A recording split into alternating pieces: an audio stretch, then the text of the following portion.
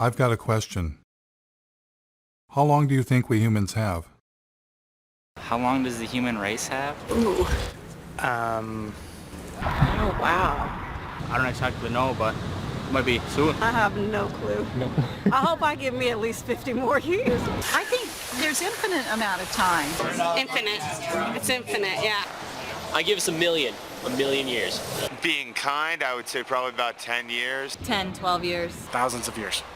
47 years, 3 months, 5 days. It's approximate. We're kind of like cockroaches on the planet. No matter how much damage we'll do, enough of us will survive to procreate and keep it going. Unless we can get to another planet, but then we're just going to fuck it up like we did Earth. Well, I think that we will be here for a long time, but we will change. We're going to turn back into apes.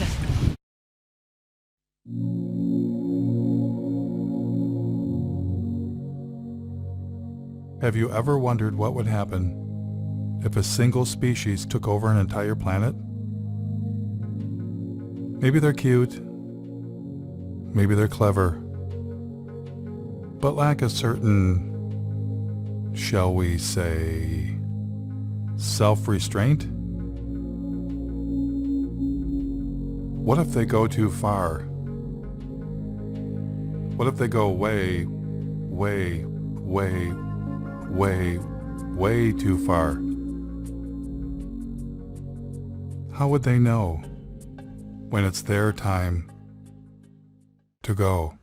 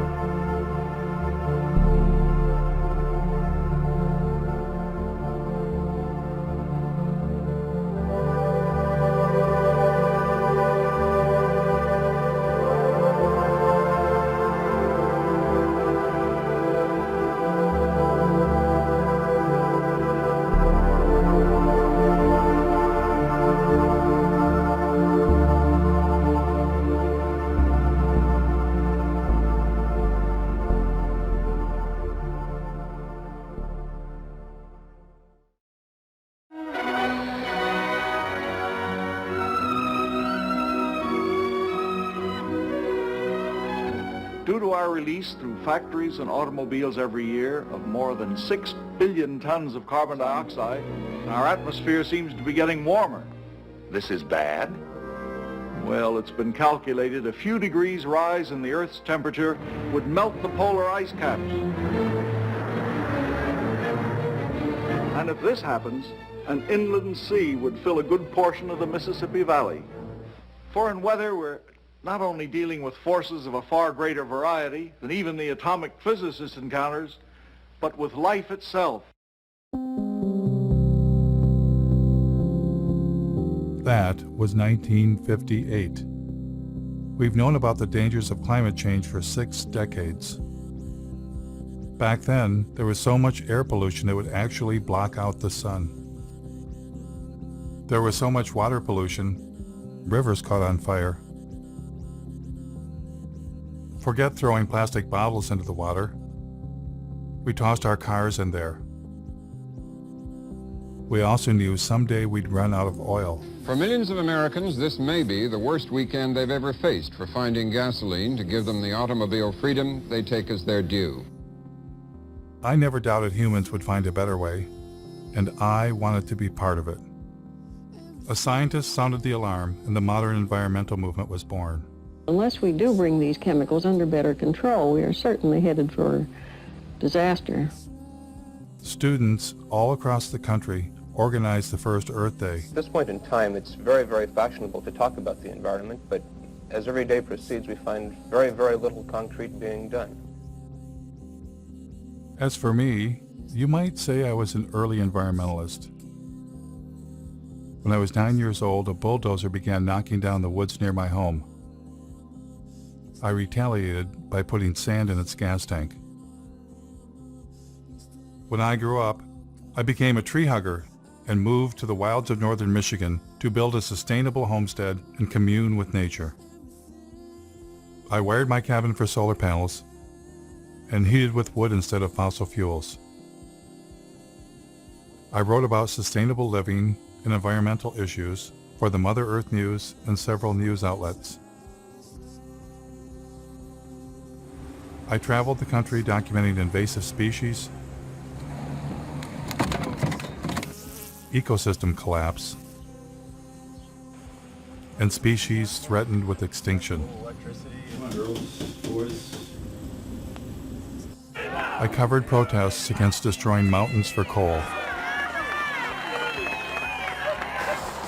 and was once even confronted by the BP police. You're a journalist? Yeah. By all means, you can take all the pictures you want. Okay. We'll write a report, and then we have to send it to the FBI and the U.S. Attorney's Office. They'll call you. Through all of this, I kept wondering, why are we still addicted to fossil fuels? So I decided to begin following the green energy movement.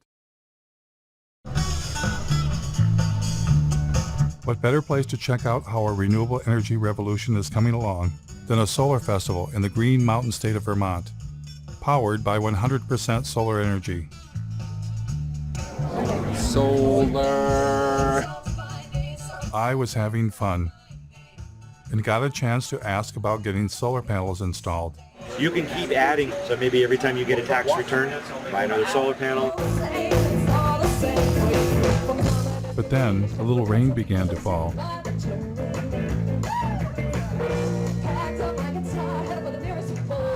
My cameraman noticed some commotion behind the stage. Did you guys set up here? This is one of our biodiesel generators in case we lose any power. Oh, so the festivals run off solar energy primarily? Primarily. We do need to bring some of this stuff in just because we want to make sure we have enough power to not kill our fancy toys that we have lighting the stage. But the biofuel generator wasn't enough, so they wound up plugging into the electrical grid that we all use. The other inverter operating, it's actually pulling power in from the grid, charging the batteries. It's running backwards from the way we originally intended to do it, but... That was disappointing. But after all, it had been raining. Maybe next time things would go better.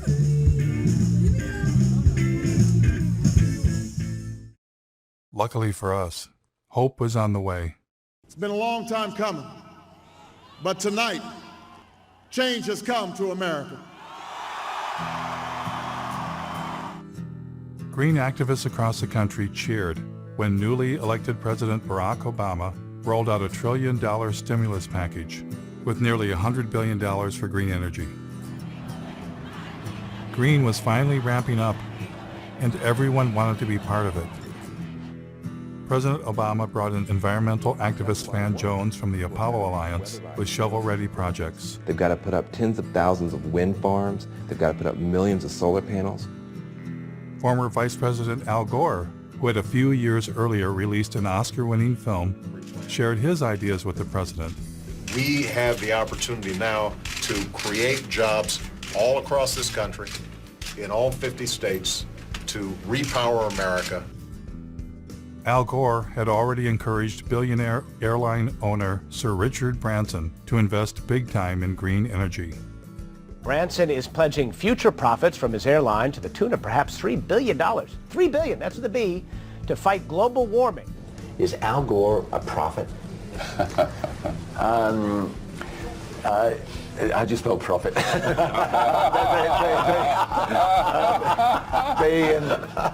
Investors came forward.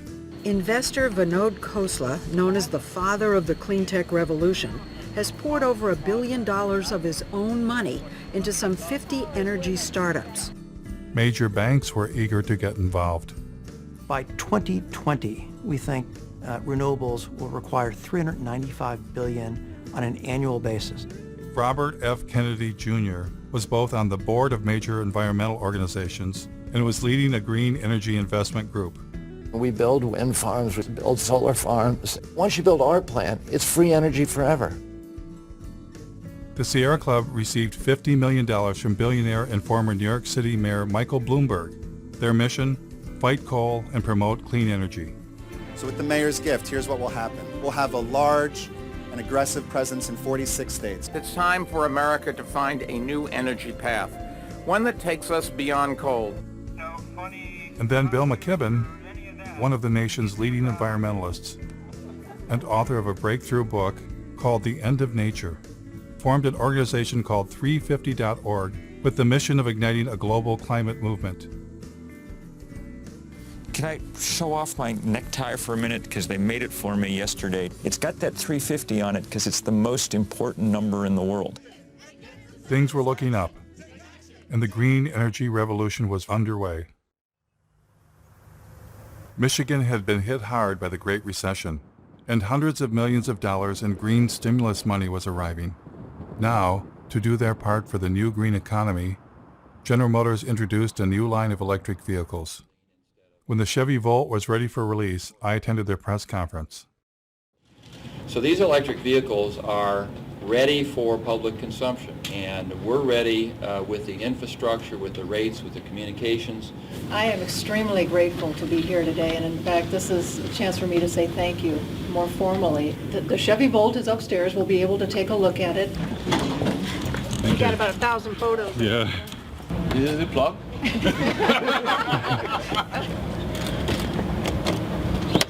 It's as simple as that. The batteries are in the trunk? No, the battery in this particular design is a T shape right down the center and across the back seat area. Because everybody thought we killed the electric vehicle. No, we didn't. It's alive and well. So what's charging the batteries right now? What's the source of Well, electricity? here, it's coming from the building. I mean, is it, what's our mix of power? Oh, actually, Lansing feeds the building. What's that? Lansing feeds power to the building. So I don't know. They're, I bet you they're a bit of coal. Well, they're heavy on natural gas, aren't they? right now the car's charging off of your grid? Right. It would be charging off our grid, which is about 95% coal. How long do you think it'll be before there's a solar and wind powered grid? Oh, golly. To suggest that all of the power used for these cars will be generated from wind and solar in the very near future would not be correct. In fact, we're talking about charging these up at night, so there won't be any solar at that time. So we're down to wind, and very often at night the wind does fall off. So I don't think coal is bad. The what? A big battle. Mountaintop removal. Oh yeah. Yeah. It's got lovely BTUs. It's got lovely Very energy dense, value. yeah. How do you burn it more cleanly? I mean, do you see natural gas getting bashed? we will be delivering power based on natural gas very shortly. And even with that that mix, we intend to use biofuels if we can. You got any support? Oh, the environmental groups are extremely supportive. We did install the state's largest solar array at my company, the Board of Water and Light. It's just down the street from here, a few miles, if you want to take a look at it. What outfit are you with? New World Media. We're doing a segment on the renewable energy. Oh, excuse me, I gotta go Okay, for a second, sorry. but thanks.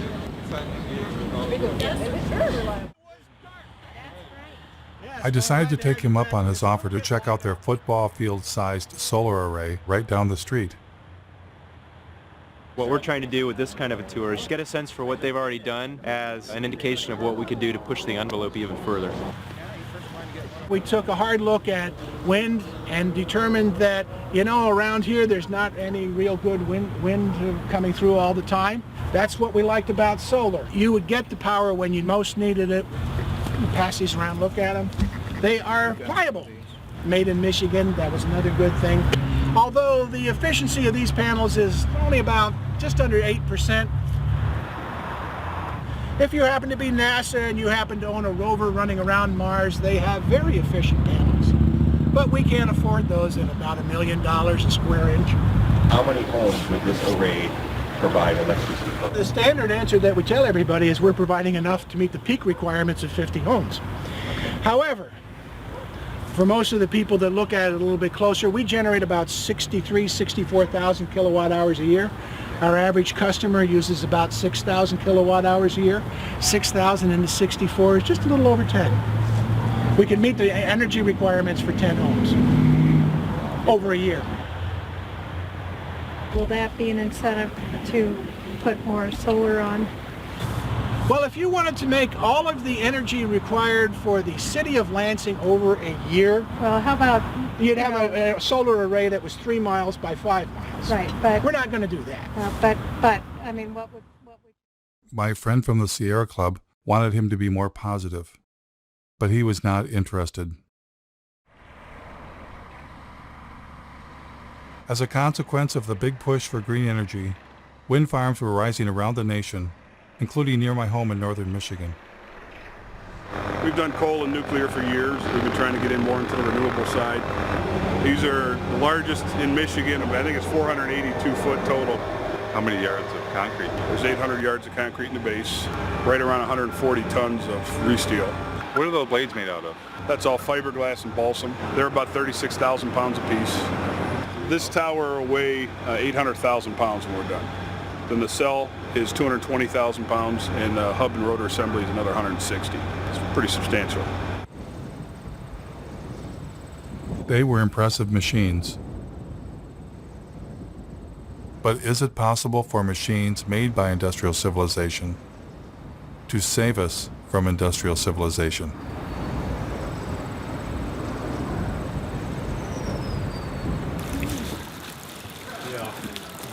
In environmental leader Bill McKibben's home state of Vermont, the Green Mountain State, a site was being cleared for the installation of wind turbines. A group of citizens was concerned about how the construction might affect the mountains they love. I joined them for a tour. It's going to be 21 turbines. 21. Yeah. On this in this project. Yeah. The estimate was maybe there would be 3 full-time jobs. If the goal is to try to make Vermont the leader in climate change, I appreciate looking to the sky in the hopes that we can do that. But more importantly, I'm personally looking at the ground thinking this is not the kind of legacy I'd want to leave to my kids.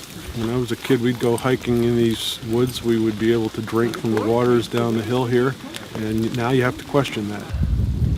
And how long are these towers supposed to last? 20-something years. 20 I know. It's just. Oh, wait a minute. You're kidding me. It's a nanosecond. 20 years? Oh, it's a nanosecond in the time of energy. Does anybody consider that this is mountaintop removal for wind instead of coal? Yeah, and we've even had people say if you can do mountaintop removal in Kentucky and West Virginia for coal, then it's about time that the rest of the country shared in the mountaintop removal too. Hello. I think they're going to tell us to move back. The thing is you've got to have a fossil fuel power plant backing it up and idling 100% of the time. Because if you cycle up or cycle down as the demand on the wind comes through, then you actually generate a bigger carbon footprint than if you just ran it straight. Do you ever go to things where they just go, well, that's not true, it doesn't matter, we're going to have the smart grid? It doesn't make any difference. You still got to have it idling, because let's just say the wind stopped right now. Just stopped for an hour. You've got to have that power. What do you do? I'm a environmental health and safety consultant. I usually work with businesses to help them do things, but I would never work with scum like this. You didn't get me on camera doing this, did you? Not being judgmental or trying to play God, but we've got to deal with population growth and sustainable resources. We've all got to cut back. all this energy is supposedly going to heat a water park. We can find unique and different ways to waste energy. This is not a Vermont company. I mean, Green Mountain Power will be bought out by Gas Metro, and Gas Metro is owned by Enbridge, as I understand it, which is a big company, resource company in Canada, which is exploiting the tar sands, that wants to build the XL pipeline. See, they're all in bed together. Still we don't know the whole story. Have you asked Mr. McKibben to come see that? He thinks anything renewable is good. Yeah. So that's what I've heard people say. This is...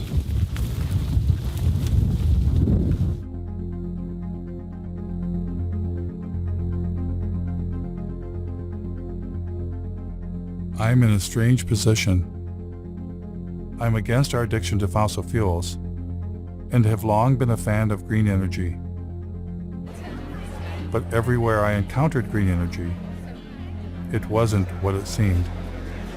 This is like a perpetual energy battery. And where do you get the hydrogen from? The hydrogen, hydrogen is sourced from any hydrocarbon material. So you can get it from natural gas, you can get it from any petroleum or oil-based product material. I read about a zoo that was said to be powered by elephant manure. But it turned out the elephants didn't even produce enough manure to heat the elephant barn. That we don't even really make enough, and what we have elephant-wise, to even do that. We would need a lot more. More elephants. Yep, more elephants, more manure.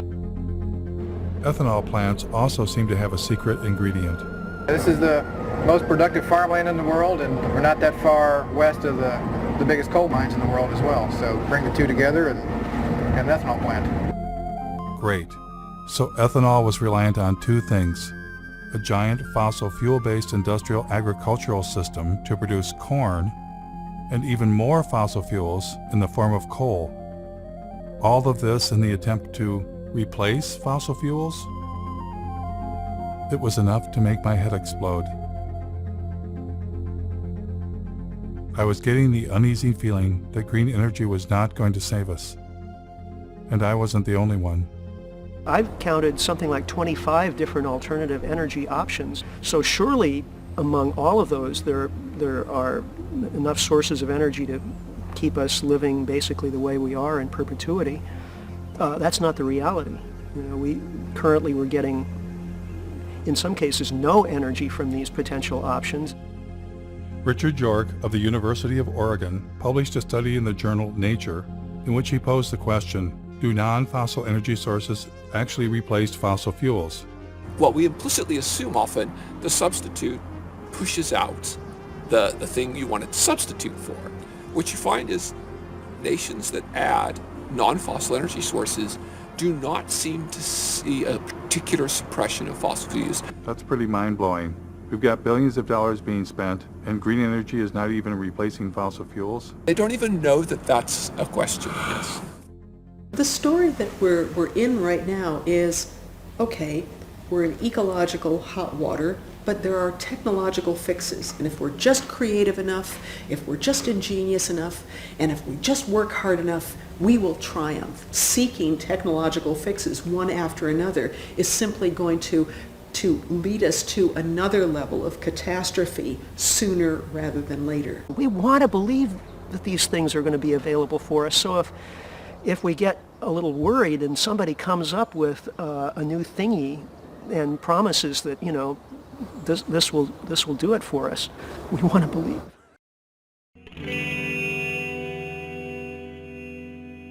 Because we're a little worried. Are we desperate to accept any idea that sounds alternative or green? Are we avoiding looking too closely because we don't want to know the answer? Ozzie Zenner, a visiting scholar at UC Berkeley and Northwestern University, was asking some of the same questions. I mean, I thought that solar and wind were probably very good solutions. I mean, it wasn't really even that long ago. One of the most dangerous things right now is the illusion that alternative technologies like wind and solar are somehow different from fossil fuels. Well, I hear a lot of times that solar cells are made out of sand. Have you ever thought about solar panels? The main ingredient that makes them work is silicon or sand. This is the raw material chips are made of, sand. They don't use sand at all. So they use, I'll show you what so this is one of the ingredients. It's actually mined quartz.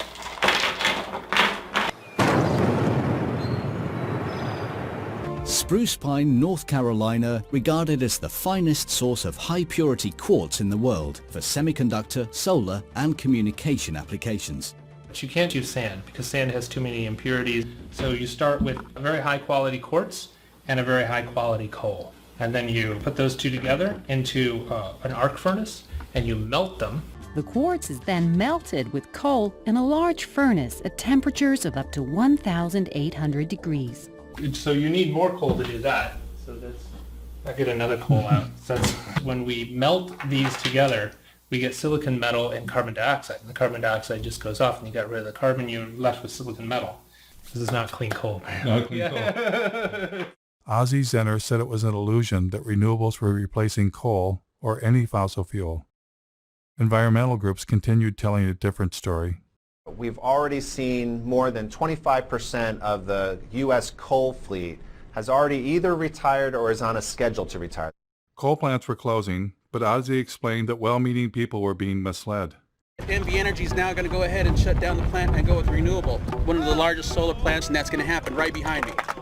Since you can't replace a coal plant with solar, they're actually replacing the coal plant with two natural gas plants. And natural gas is a fossil fuel. This is the Las Vegas Cogen natural gas plant. This is one of the facilities that's replacing the coal plant that's being shut down. This is the Sun Peak generating facility.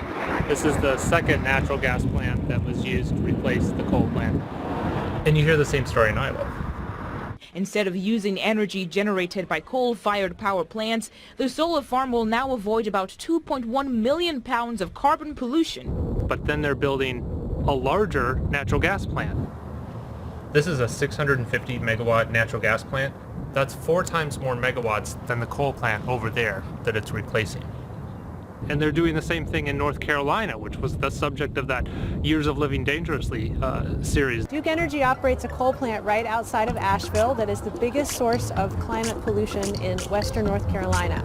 And we are working to retire that plant and replace it with clean energy. But what they don't tell you is that we're also building a larger natural gas facility. So we'll be retiring the 2-unit, 376 megawatt coal plant. We'll invest $750 million to build a state-of-the-art natural gas plant. When Michael Brune stands up and talks about clean energy, he's using solar cells and wind turbines. This is the new world, 100% clean energy. When Michael Bloomberg stands up and says cleaner energy, he's talking about natural gas. Create cleaner energy, solar, wind, and natural gas. In fact, the Sierra Club's Beyond Coal campaign actually coincides with one of the largest expansions of fossil fuel production that we've ever pulled off, most of that being natural gas. Ozzie's assertion that renewables were not replacing fossil fuels, if true, would upend all of our assumptions about green energy and what was going to save us. What would happen if I asked the same question to industry insiders? Like, where do solar panels come from? Well, you have to start with a mine. Or, what's stopping us from running the world on 100% solar and wind? Well, intermittency is one of the major challenges with grid stability. The sun's everywhere except when it's not there. There's a lot of developers that were flocking to California wanting to connect their solar farms and wind farms. The utilities would turn to me and my team to help them look at what the impact to their grid would be. When we add solar cells or wind turbines to a grid, do we get to shut off a coal plant? That's certainly the goal. The problem is, or the difference is that renewables are intermittent.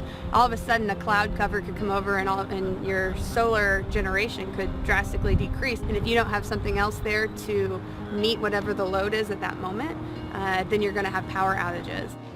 So we don't get to turn a fossil fuel power plant off when the sun is shining or the wind is blowing? Well, it's not that easy. We need to be able to back up that power to keep the system steady all the time so it doesn't collapse. Most likely that's through fast-acting gas plants, but also the what we call the baseload plants, either nuclear or coal, that are on all the time, but that maybe can be dialed down during the day and dialed up when demand starts rising. Does it affect the efficiency to turn fossil fuel power plants on and off? Oh yeah, they don't like to be dialed up and down. It does make, that's wear and tear for them. Turning them on, turning it off, there's energy used and lost in any time. Kind of like when you turn on your car and off, you use a little extra gas to get it turned on. I do still think you have to maintain a base load of some kinds. What's the solution then? You need energy storage. Without storage, you can't count on it. If you can store the energy that's created off of things that are intermittent, like solar and wind, you can store that, then you're reducing your need for a base load. But would adding storage like batteries increase the carbon footprint? Yeah, absolutely. In a big way, actually. And as more energy storage gets on the grid, it has a mass scale implication. When I looked up how much battery storage there is, it was less than 0.1% of what's needed. In a couple years, they begin to degrade and need to be replaced a few years later. I learned that the solar panels don't last forever either. Some solar panels are built to last only 10 years, so that it's not as if you get this just magic-free energy, right? I don't know that it's the solution, and here I am helping to sell the materials that would go in photovoltaics. And so to overcome profound limitations of solar and wind, rarely discussed in the media, a new generation of technology was rising in the California desert. What is this? What we're using is a field of mirrors to focus sunlight onto a tower. The power plant itself at 377 megawatts will be the largest of its kind in the world. This will become the biggest solar plant in the world. There's some people that look out in the desert and they see miles and miles of emptiness. I see miles and miles of a gold mine. But this next generation had a fossil fuel secret too. This solar facility burns natural gas pretty much every morning in order to get started up. How long do they have to burn it for? Hours usually. This is the incoming natural gas for the facility. This plant would work about as well without natural gas as I would without coffee in the morning. Or maybe how you would be without food. Without food, yeah. They have to file for acid rain permits for nitrous oxide emissions. They have to apply for carbon offset permits because they're producing carbon dioxide here, so they have to offset that. The whole thing is built using fossil fuel infrastructure, from the concrete to the steel to the mirrors to the backing on the mirrors. The sun is renewable, but the solar arrays are not. Oh, come on. There's got to be something renewable. So, glass is renewable. Glass is not renewable. Iron's renewable. Aluminum, that's renewable. I recycle my pop soda cans. I know it's renewable. Yeah, the problem with all of these materials is that it takes an incredible amount of energy to mine and process all of the materials that go into building something like this. You use more fossil fuels to do this than you're getting benefit from it. You would have been better off just burning the fossil fuels in the first place instead of playing pretend. That green energy has nothing to do with fossil fuels is apparently a story only meant for you and me. Here is Robert F. Kennedy Jr. speaking to oil and gas company insiders. It's a combination solar gas plant. It's a turbine that we just take from a gas plant, suspended from a big scaffolding, a tower, and surrounded by giant mirrors in the desert. The plants that we're building, the wind plants and the solar plants, are gas plants. What kind of game is being played here? I mean... Well, we're basically just being fed a lie. For instance, you'll hear about Germany running on wind and solar. 35% right now. 50% of their power. There were days this past summer when the Germans were generating 80% of their power from the sun. But Germany is still Europe's largest consumer of coal. Aber wenn in dieser Region die meiste Kohle gefördert wird, dann ist ja auch hier der größte CO2-Ausstoß. Only a small fraction of their energy actually comes from wind and solar. In fact, Germany just built a large terminal to import natural gas from the United States. Elon Musk, the founder of Tesla, when he announced his Gigafactory battery plant, he said it would power itself with wind and solar energy. Through a combination of geothermal, wind, and solar, it will produce all the energy that it needs. But in fact, it has lines connecting it to the same electrical grid that we're all connected to.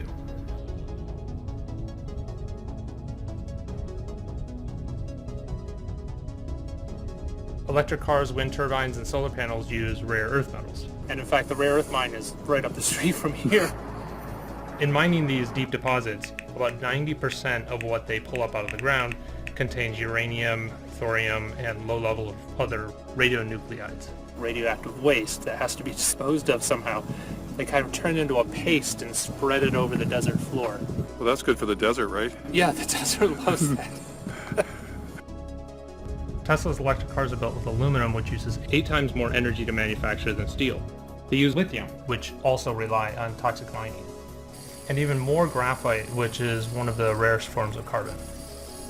In fact, the investors wanted to open several new graphite mines after Tesla announced the Gigafactory. Apple claims to be 100% renewable. We never stop thinking about what's best for the planet. We now run Apple on 100% renewable energy. All of our facilities worldwide. And they did chop down a forest to put up solar panels near their North Carolina plant. But they didn't disconnect from the grid, and they can't. Duke says energy-hungry companies like Apple can never go entirely off the grid. They're still hooked up to our grid. Despite all of the claims, I haven't found a single entity anywhere in the world that's running on 100% solar and wind alone. It turns out, you don't just need fossil fuels to run a place like Ivanpah. You need the devil himself. Or in this case, themselves. All of the mirrors that you see there are built by the Koch brothers, Guardian Glass Industry, a company that they control. Koch Carbon creates a lot of the inputs that are used to create the cement and the concrete and the steel. And not only that, they build the plants that builds polysilicon for solar cells. They have actually their own solar line called Solar Molex. From every step of the process, the Koch brothers are there. But they're the evil doers. Yeah, the funny part is that when you criticize solar plants like this, you're accused of working for the Koch brothers. That's the idiocy in all of this. This absolutely cannot extend civilization's life. This relies on the most toxic and industrial processes that we've ever created.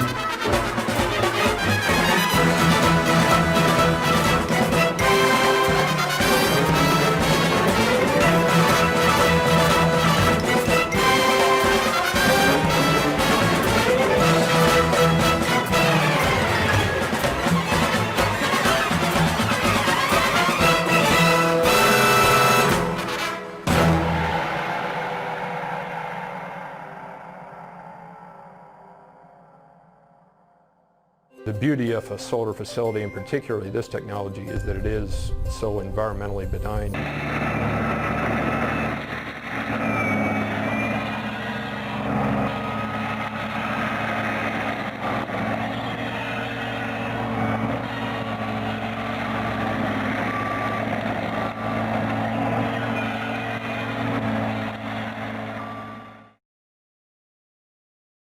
I too had once thought deserts could be sacrifice zones.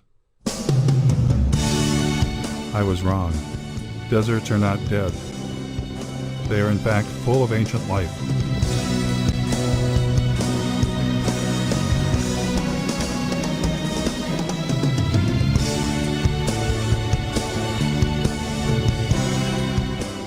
In the desert, the Joshua tree stands, waiting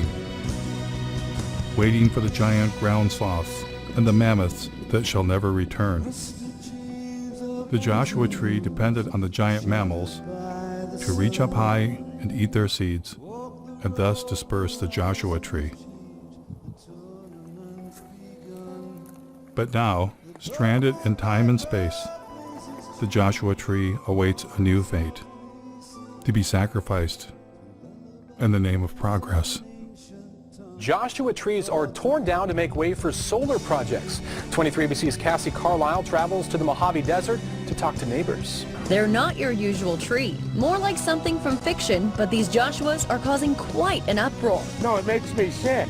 They're clearing them off, killing them real quick, and now they're grinding them up, getting rid of all the evidence.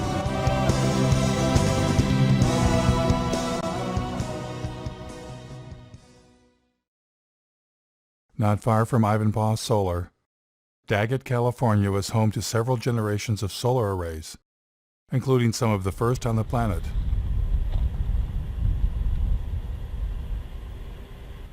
Ozzy and I thought we would take a trip to see where it all began.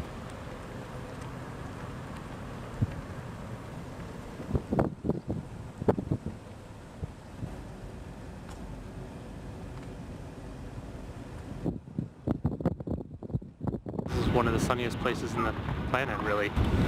This the center of the solar industry. They've been building and dismantling and building arrays here for about 40 years. Then we happened to run into the mayor of Daggett. I know the solar plants out there. My husband, back in, I'd say 83, 84, they worked out there building that solar plant out there. Yeah, the SEGs. And everybody here worked. How's that held up? Is it the job still here? No. Jobs went bye-bye. They have their normal people that run the plant operators and stuff like that, the big wigs, they have that. Where that energy's going, I don't know. Were you originally optimistic that solar would bring more jobs in the development with people? We really did. A lot of things come into this town, they come and go. They go really fast. Did you see this? Then Ozzy and I discovered that the giant solar arrays had been razed to the ground. Oh my God. I mean, this was huge. It suddenly dawned on me what we were looking at. A solar dead zone. Look at the blowing sand. Yeah. There's sand everywhere. There's sand dunes forming around this area. Wow.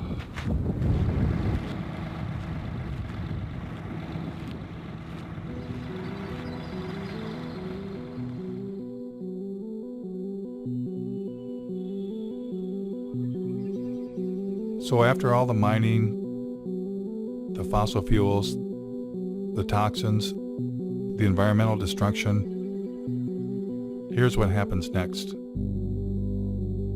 Only a few years after it was built, things at Ivanpah began to fall apart.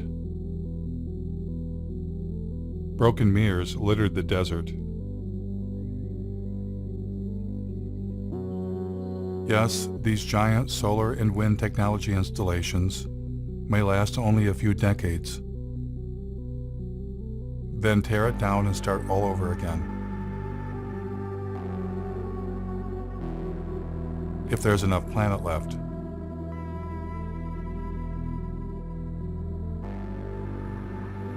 It was becoming clear that what we have been calling green, renewable energy and industrial civilization are one and the same. Desperate measures not to save the planet, but to save our way of life.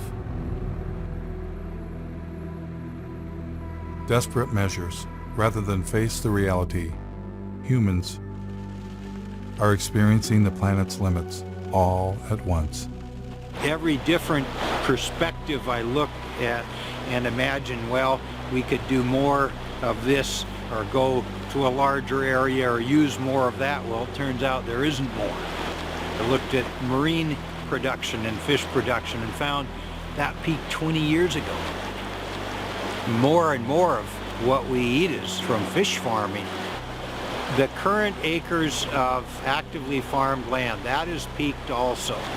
The rivers are already being irrigated to about the limits of what they can sustain. The Colorado River doesn't get to the ocean anymore. Well, then you start looking at groundwater, the southern Great Plains, and I think they can almost predict when they will run out of groundwater, and it's in a decade or two. A human vulnerability at the global scale, that any one of them we could maybe compartmentalize, but we're seeing them propagating across topic after topic of society and the Earth system. And I don't think the people in charge are near nervous enough.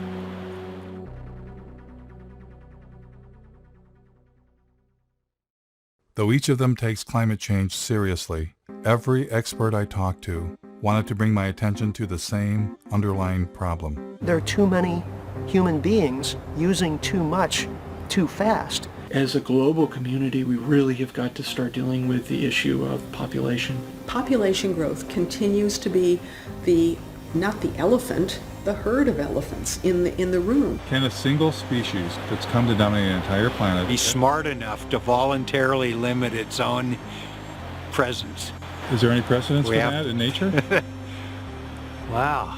We have to have our abilities to consume reined in, because we're not good at reining them in if there are seemingly unrestrained resources.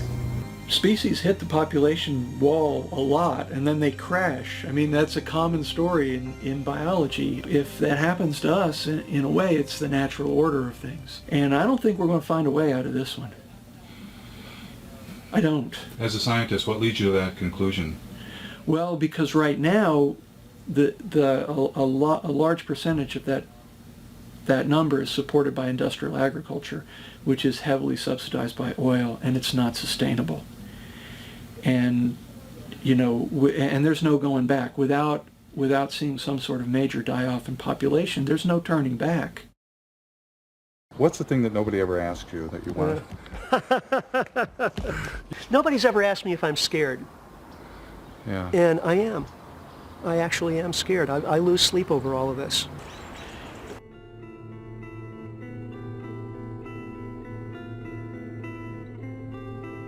It took modern humans tens of thousands of years to reach a population of 700 million.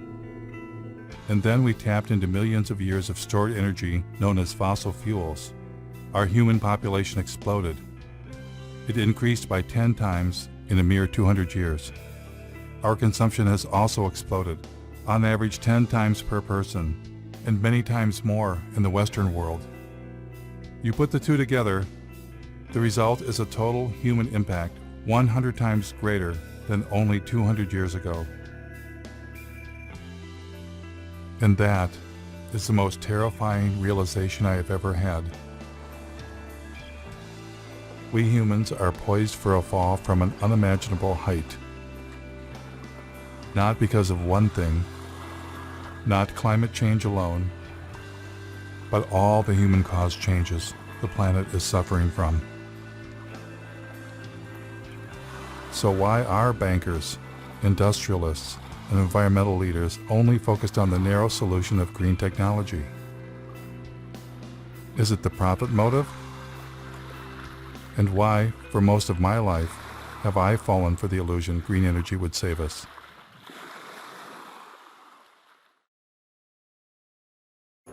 Clearly, to answer this question, I needed professional help. Keep my stuff, but that ever. No, I'd never heard. I'll just be honest with you about my dilemma. You can be my, clinical, social, psycho. It's like the right has religion, and they have a belief in infinite fossil fuels. Our side says, oh, it's going to be okay. We're going to have solar panels. We're going to have wind towers. As soon as I heard you talk about our denial of death, I'm like, could that be it? Could it be that we can't face our own mortality? Could we have a religion that we're unaware of? Absolutely. I think you've hit the proverbial nail on the head. What just differentiates people from all other forms of life is that, we're not only here, but that we know that we're here. If you know that you're here, then you recognize even dimly that you'll not be here someday. And on top of that, we don't like that we're animals. So we don't like that we're going to die someday. And we don't like that you could walk outside and get hit by a fucking meteor. What human beings did back in yesteryear is to envelop ourselves in culturally constructed belief systems. Call them cultures, call them worldviews, schemes of things, whatever you call them. Every human community has them. Every culture has an account of the origin of the universe. Every culture has a prescription for how you're supposed to behave while you're here. And every culture offers its denizens hope of immortality, either literally or symbolically. Then the question is, well, what happens when you bump into people who don't share those beliefs? Whether you know it or not, whether you like it or not, that's undermining the confidence with which you subscribe to your own views and exposing you to the very anxiety that those beliefs were constructed to eradicate in the first place. If we're to make progress, whatever that word means, or even to persist as a form of life, we're going to need to radically overhaul our basic conception of who and what we are and what it is that we value. Because the people that you referred to earlier, both on the left and the right, that think we're going to be able to discover more oil or solar panel ourselves into the future, where life will look pretty much like it does now, only cleaner and better. Either with more oil or greener Correct. or both. I think that's just frankly delusional. What I'm hearing is that if I haven't come to grips with my own anxiety about death and life and presented with a reminder of that, I'm highly likely to make some tragic decisions for the community. Yes. The only solution in principle is, as Albert Camus put it, he said, there's only one liberty: to come to terms with death. Thereafter, anything is possible. I find that downright inspiring. As for our environmental leaders who dwelled in comfortable illusions, how tragic of decisions were they capable of making? I was about to find out.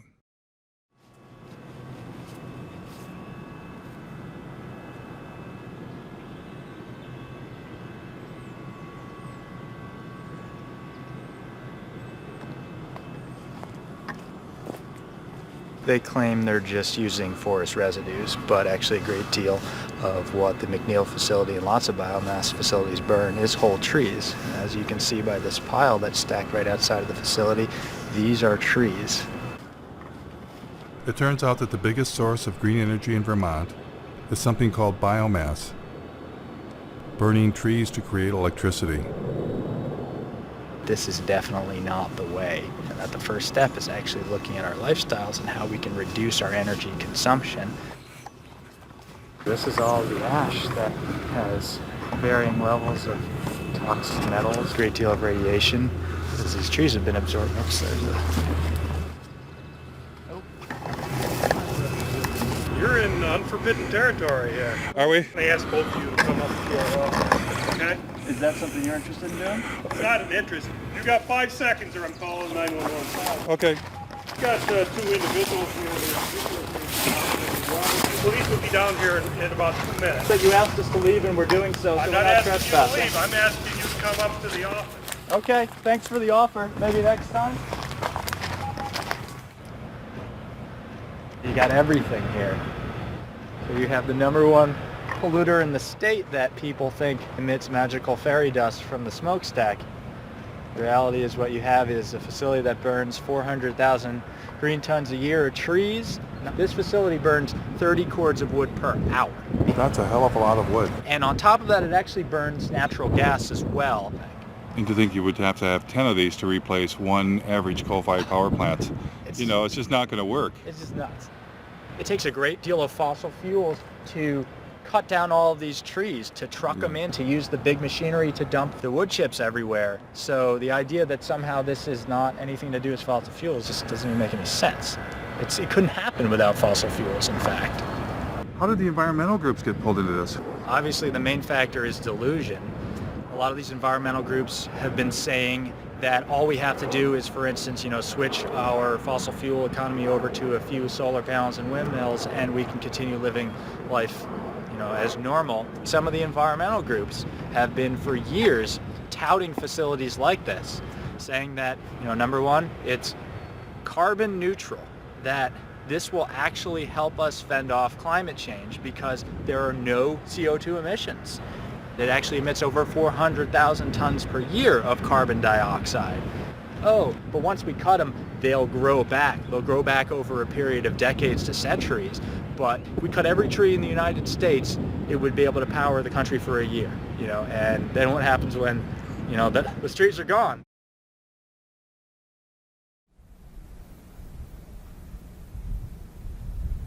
I discovered biomass plants were not even always biomass plants.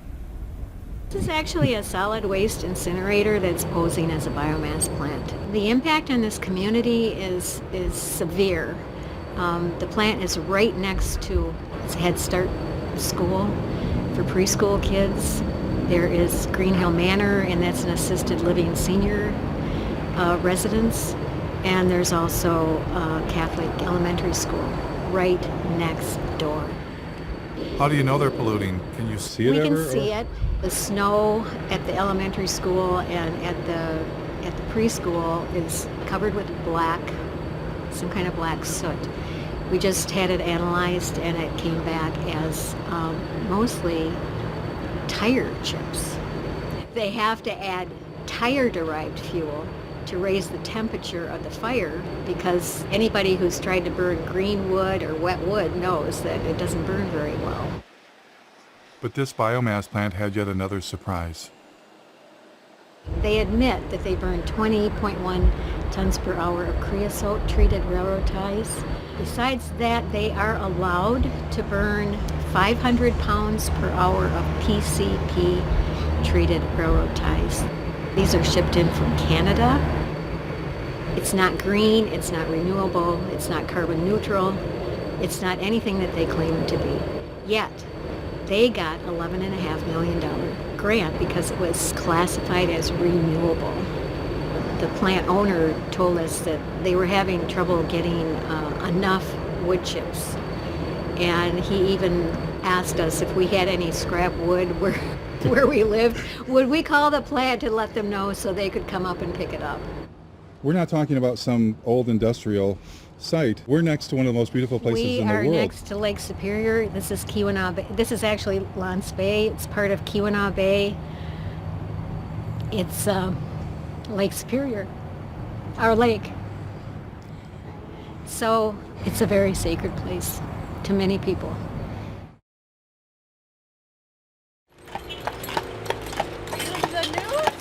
No, there's supposed to be a climate change rally.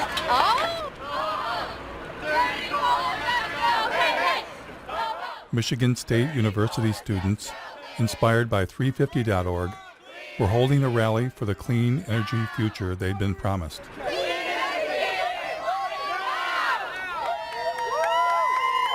Imagine when I found out that it is the largest on-campus coal plant in the nation. The goal is to get the whole world moving beyond fossil fuels.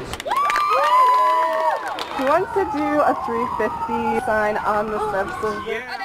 But it turned out Michigan State had a form of green energy in mind the students did not support.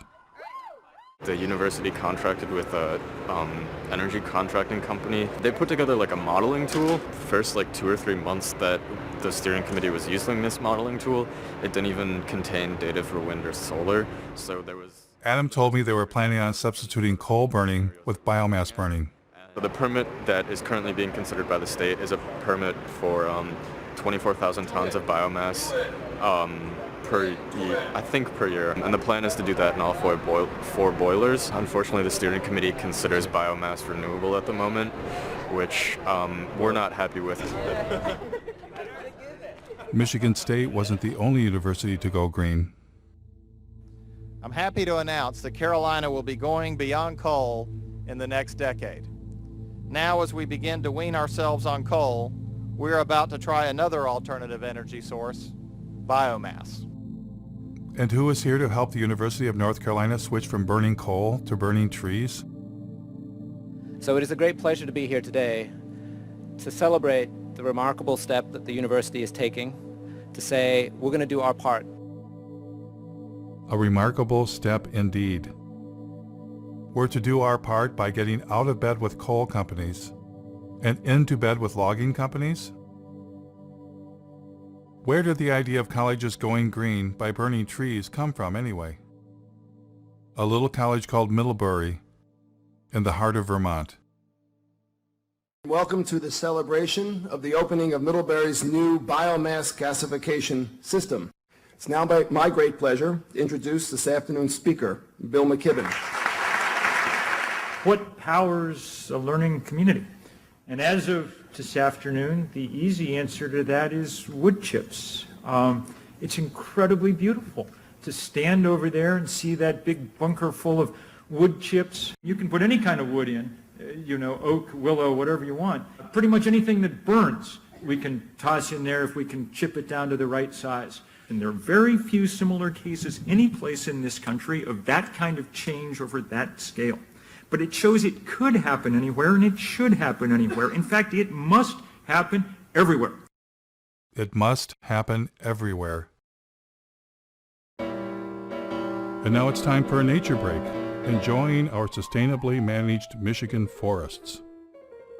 If you walk through here and you look, there's virtually nothing growing. A little bit of grass occasionally. And it seemed that biomass plants indeed were suddenly everywhere. Like this one in Cadillac, Michigan. In Detroit, an incinerator that burned garbage was considered green. The Detroit incinerator is known to emit horrible smells and pollutants that neighbors say make them feel sick and put their health at risk. It's a stink. It's a horrendous stink. A proposed biofuel plant for the Upper Peninsula of Michigan would consume trees from tens of thousands of square miles. In order to create 40 million gallons of ethanol, they were going to have to use up over 1 million tons of green wood. We pointed out that they were going to be using more natural gas than they were going to be creating ethanol to displace the natural gas. If you continue to do this, you're going to be fertilizing the forest. Fertilizing the forest with fossil fuels. Fossil fuel-based, right, fertilizers. Made from natural gas. Yeah. Then came a ballot proposal backed by Bill McKibben and nearly every major environmental group, requiring Michigan to get 25% of its electricity from renewable sources by the year 2025. This year, Michigan voters have a choice. Keep burning dirty coal and oil, or move Michigan to clean, renewable energy like wind and solar. Vote yes on Proposal 3. Surprisingly, Proposal 3, also known as 25 by 25, was the brainchild of an organization that was 100% biofuels and biomass. Allowing America's farms, ranches, and forest lands to be active participants in contributing to America's energy future. These are the biomass and biofuel plants across the U.S.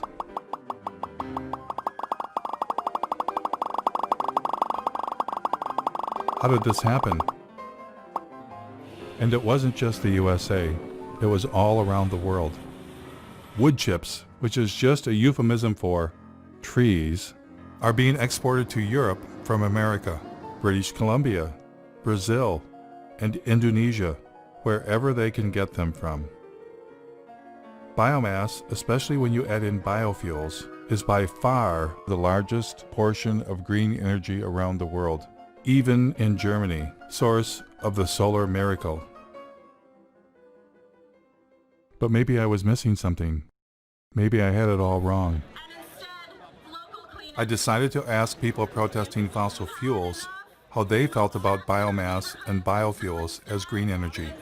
Would you say we don't need to do biofuels, food, and forests for energy? No, definitely not. Of course not. Of course not. Burning biomass, any kind of combustion is something we just need to move away from. The more trees we have, the better. A lot of that didn't grow overnight. If we cut it down, we don't know the impact of that. You're here as an oak tree, fight a chainsaw, that wouldn't be saving the planet. No, it's a painful way to go. I can tell you that right now. It'd take you a while to regrow. Oh yeah. It wouldn't be me, it would be like an offspring, you know? With so many people doing it on such a massive scale, all of a sudden at once, like, that's pretty serious. No, I think we should not be burning trees. No. Why would we cut down trees? We shouldn't replace one terrible way of getting energy with another terrible way of getting energy. Because it's one thing. Clearly, most citizens are opposed to biomass and biofuels. But what about environmental leaders? At times, they have promoted biomass, but other times, they sound like they are against biomass.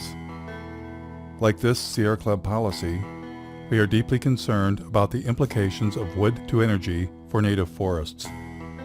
Or this statement signed on by 75 environmental groups, burning forests for energy will destroy one of our best defenses against climate change. But then again, their language leaves loopholes that enable biomass. The NRDC says you must use the right types of biomass. The Dogwood Alliance says maybe small biomass plants are okay. And the Sierra Club flat out states biomass can be sustainable. Which side are they really on? I thought for sure with the camera rolling, environmental leaders would speak for the trees.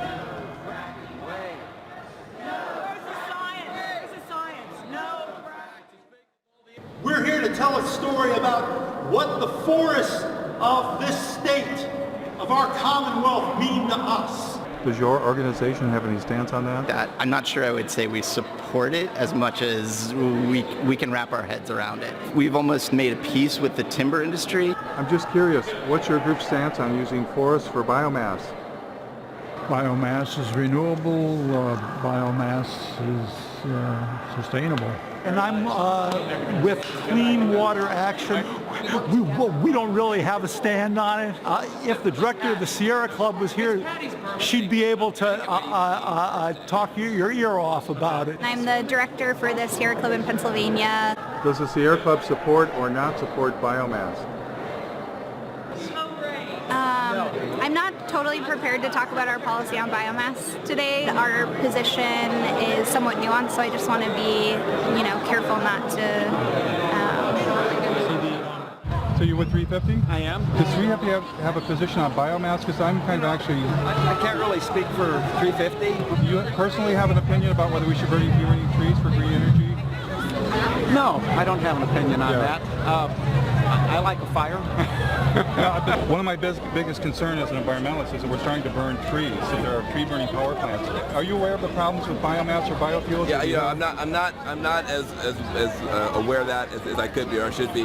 Jeff Gibbs, working on a documentary in Michigan, where I'm from. There's large plants that burn trees for energy, and pretty much whole trees chipped up. Do you have a thought about whether that should be part of green energy or not? Well, the great thing about green energy is you don't have to pick a favorite.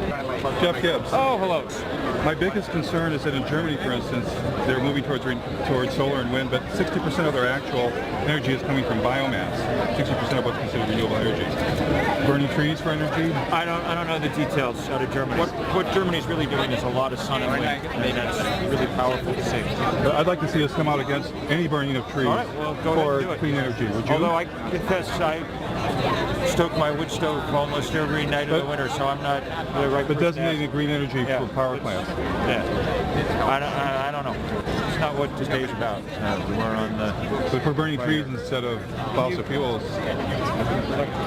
From Taiwan. Oh, good. And we're wondering that what role do you want to play in this market? I think the biomass question is a non-starter.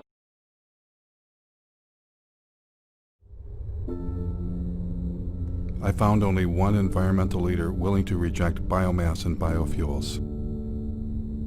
So we are talking of the old oil economy trying to maintain itself now through another raw material, the green planet. The only reason corn and soya is being planted for biofuel in this country is the subsidies make it profitable. I think the big crisis of our times is our minds have been manipulated to give power to illusions. We shifted to measuring growth, not in terms of how life is enriched, but in terms of how life is destroyed.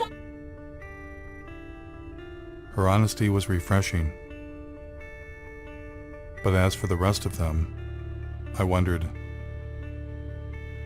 what are they hiding? And why are they hiding it? Is it their ignorance? Or is it something else?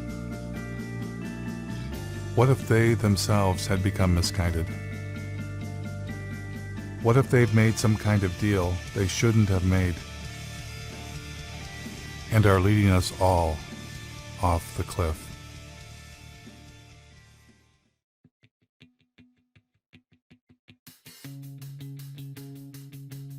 It was long past time for me to come to grips with the other elephant in the living room, the profit motive. The only reason we've been force-fed the story climate change plus renewables equals worse saved is because billionaires, bankers, and corporations profit from it. And the reason we're not talking about overpopulation, consumption, and the suicide of economic growth is that would be bad for business, especially the cancerous form of capitalism that rules the world, now hiding under a cover of green. Today, Bloomberg Philanthropies is making, I'm happy to announce, a new investment of $30 million in the Beyond Coal campaign. We have more. I'm glad to say that more than a dozen additional funders have committed to match that $30 million. And who were these new partners? One of them was Jeremy Grantham, billionaire, world's leading timber investment advisor. They were not investing in trees to turn them into nature preserves, which might answer another riddle. Why is this name redacted on the Sierra Club's tax return? Would they be embarrassed to take $3 million from a man who made his living selling the forests of the world? Bloomberg bringing a timber investment billionaire to the party was no coincidence. Bloomberg sponsored a UN climate session to discuss ramping up biomass and biofuels around the world. Billionaires were in love with the idea of turning what was left of nature into green profits. Remember when Al Gore had gotten Richard Branson to invest billions into saving the planet?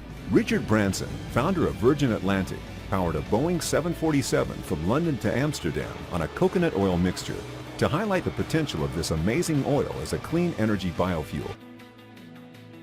Branson had actually invested in biofuels. He was attempting to replace the jet fuel damaging the planet with biofuels that required the consumption of the living planet. And it was game on for the airline industry. Dozens of researchers from all over the Northwest gathered in Missoula the past 2 days to explore the idea of converting the region's massive reserves of wood into jet fuel, especially with the demand for aircraft fuel expected to grow by 1 billion gallons in the Northwest alone. United Airlines will buy a $13 million stake in biofuel company Fulcrum Bioenergy. The airline used 3.9 billion gallons of fuel last year. What technology was Silicon Valley billionaire Vinod Khosla hoping to profit from? Nature takes 1 million years to produce our crude oil. Kior can produce it in seconds. The company took over this old paper mill where logs are picked up by a giant claw, dropped into a shredder, and pulverized into wood chips. Clean gasoline. Green gasoline. There must be a downside. There is no downside. The bank that crashed the economy, ruined millions of lives, and has their tentacles on the levers of power. What would their favorite form of green energy be? One of the very interesting markets that we deal with is Brazil. It's unlike any other market in that today, alternative energy isn't really alternative energy. It's so much a part of the fabric of the society. The country began to utilize its vast resources of sugarcane to produce ethanol. There was a man from Goldman Sachs who was particularly in love with turning forests into profits. Has everybody got enough coffee? You might want to get some more. Meet David Blood, former CEO of asset management for Goldman Sachs. How much money did Mr. Blood believe should be invested in green energy? A natural alignment for something in the order of $40 to $50 trillion worth of capital. $40 to $50 trillion. And who was going to help the man from Goldman Sachs? Help him raise that astronomical amount of money? A gentleman some of you may recognize and know, Bill McKibben. It's entirely dependent on what kind of political will we can muster. And if we do not get this done very fast, then we're not going to get it done. And so Bill McKibben went forth to generate the political will for trillions of dollars in green investments. Our next guest has been called our nation's leading environmentalist. And you are, in some sense, the grand poobah of the environmental movement. My guest tonight is on a global crusade. On a global crusade for what? Commit to divesting from fossil fuels. We can't justify investing our money in companies that are basically running Genesis backward. So when you divest from fossil fuels and invest in green funds, what are you investing in? I took a deep dive into Securities and Exchange Commission filings to find out. For instance, in the Green Century funds, recommended by 350.org and Bill McKibben, I found less than 1% solar and wind, and 99% things like mining,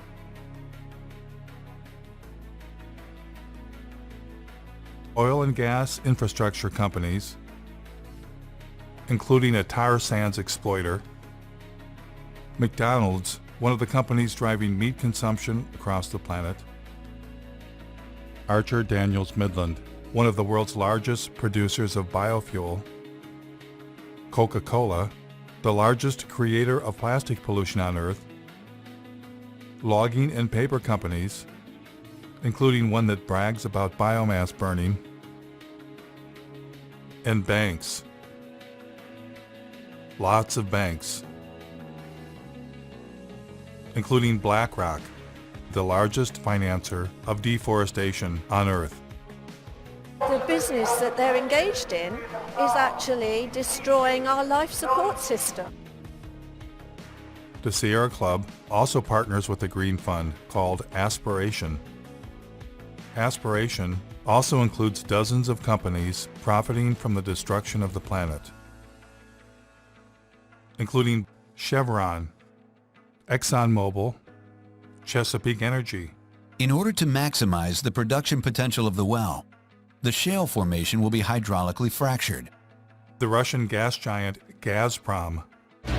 Gazprom owns the world's largest explored gas reserves, 36 trillion cubic meters. And in perhaps the most bizarre twist of all, the Sierra Club's Green Fund's biggest holding is Enviva, the world's largest consumer of forests, to be incinerated in green energy biomass plants.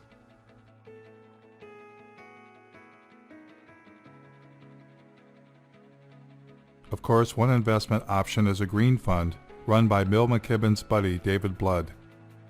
And who was the chairman of this fund? Someone familiar. Use capitalism that gives incentives for people to do their best. Al Gore and David Blood partnered to form a company called Blood and Gore. No, scratch that. Generation Investment Management.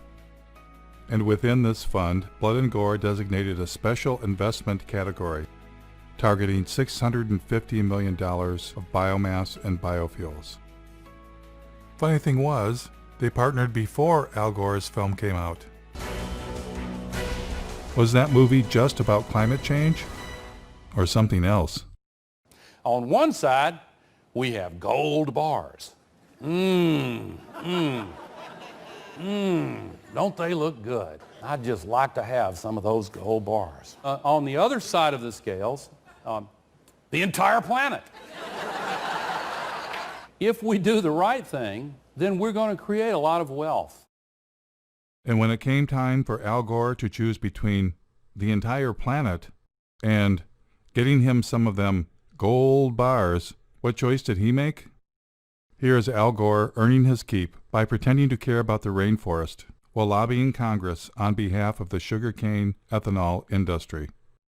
Any comment on the Brazilian effort here with the issue of the possibility of expanding into that Amazon River basin with further deforestation to produce more ethanol out of sugarcane is a worry, and apparently you're not as concerned about that. Because No, I am. I simply forgot. What's been going on there is really very troubling.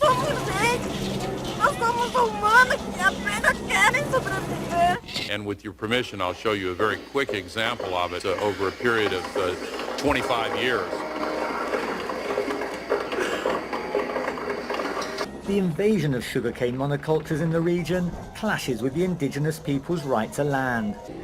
These are images of a last-ditch attempt by the Guarani Kaiowá to resist eviction. Important to note that the exploitation of the sugarcane growing areas in Brazil does not have to inevitably have the knock-on consequence of causing destruction in the Amazon. Sugarcane fields are burning. They're set alight before the harvest to eliminate the leaves and tops of the plant, which makes cutting more efficient. Environmentalists blame the seemingly endless sugarcane fields for air and water pollution on an epic scale. And along with deforestation, the threat it poses to the environment is becoming clear. Once the indigenous families were expelled, the landowners set their homes on fire.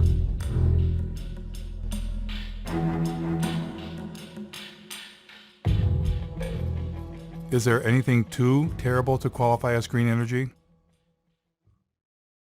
Thank you very much, Secretary Mabus and the US Navy for once again inviting me to speak with you today. The Navy's work to help launch this new fuels industry is invaluable. The U.S. Navy has a special message this year. It is time to turn green. Joining the vessels is what the U.S. Navy calls its Great Green Fleet of warships powered by fuel from renewable sources like algae, grass, and animal fat. Animal fat.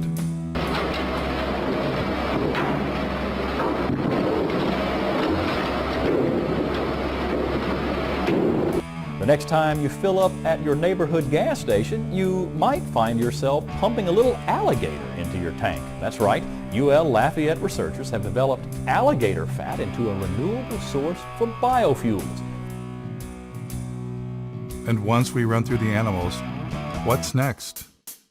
GE, who brings you nuclear energy and wind turbines, is ready with a plan.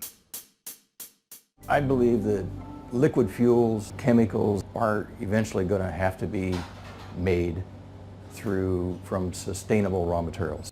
We believe that seaweed is one of the most attractive opportunities.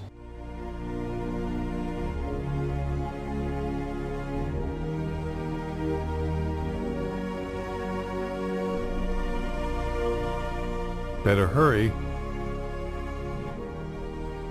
1 year after it was filmed, the seaweed forest was dead.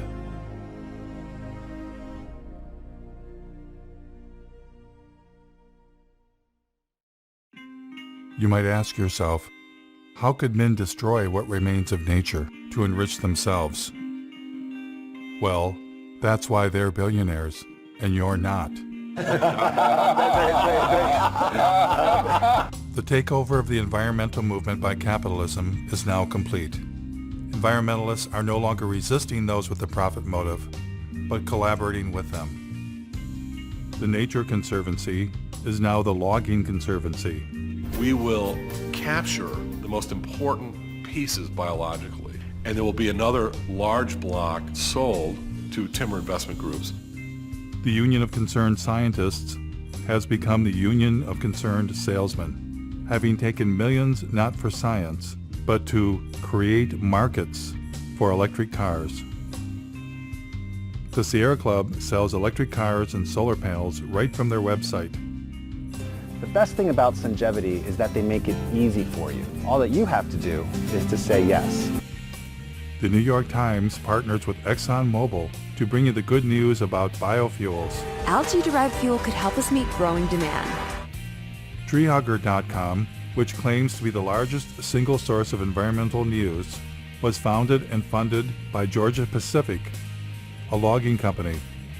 In fact, they are neighbors. Georgia Pacific is owned by our friends the Koch brothers, who are likely the largest recipient of green energy biomass subsidies in the United States. Yes, the merger of environmentalism and capitalism is now complete. But maybe it's always been complete. How is 350.org funded? Well, not very well. Who are your funders? To the degree that we have any money at all, it's come from a few foundations in Europe which ones? and the U.S. Let's see. I'm trying to think who the biggest funders are. There's a foundation based in Sweden called the Rasmussen Foundation. That I think has been the biggest funder. So you don't get money from Pew or Rockefeller or any of those big No, we did. Rockefeller Brothers Fund gave us some money right when we were starting out. That's been useful too. But they no longer fund you? I don't know. I don't have a sort of Really? funder sitting in front of me.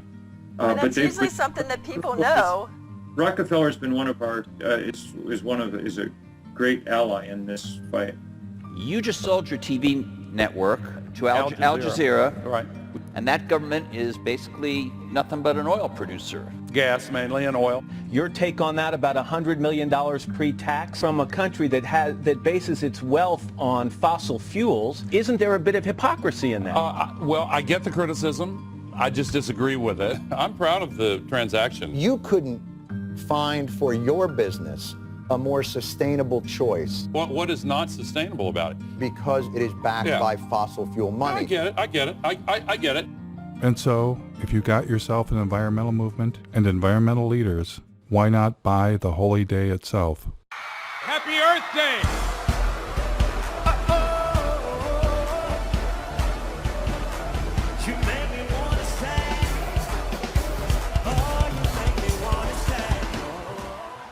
Now we are facing the greatest sets of issues that we've seen in my lifetime. It's time now for a new generation to jump up on the stage and create a habitable country, a habitable planet that we can all enjoy. Are you that generation? I need to thank Building Energy, which provided so much solar power to this that we've powered the entire event with solar energy. But when I went backstage to see what was really going on, You ain't running this whole thing on that, Jack. I can tell you that. The toaster is 1,200 watts. So that run right there could run a toaster. I found the installer. Hi. Are they running the festival on these solar panels? The concert is run by diesel generation system. They didn't ask us to energize the concert. Oh, okay. And we'd also like to thank our incredible corporate sponsors who've been behind the movement to end extreme poverty and tackle climate change since the very beginning. We want to thank Toyota, Citibank. We want to thank Caterpillar. We're standing at the construction site of the Dakota Access Pipeline. It looks like there are at least 3 bulldozers actually bulldozing the land. People have gone through the fence. The bulldozers are still going. And they're marching over the dirt mounds. Without these partners, it wouldn't be possible. Let's give them a round of applause, everyone.